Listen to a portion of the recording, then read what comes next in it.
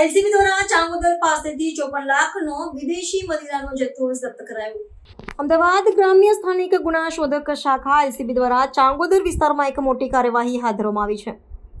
પૂર્વ બાતમીના આધારે સરદાર પટેલ રિંગ રોડ પર આવેલી સંજરી પાર્ટી પ્લોટ પાસેથી પસાર થતા એક કન્ટેનરમાંથી વિદેશી બનાવટની મદિરાનો વિપુલ જથ્થો ઝડપી પાડવામાં આવ્યો છે.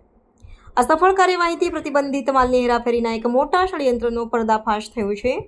પોલીસ દ્વારા કરવામાં આવેલી આ કાર્યવાહીમાં કન્ટેનરમાંથી કુલ 15,465 મદિરાની બોટલો મળી આવી હતી, જેની કુલ કિંમત અંદાજે 53.95 લાખ રૂપિયા થવા જાય છે.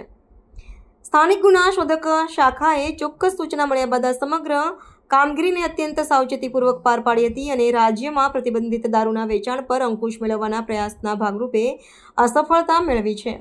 આ ઘટના સંદર્ભે પોલીસે ગુનો નોંધીને કાયદેસરની કાર્યવાહી શરૂ કરી છે.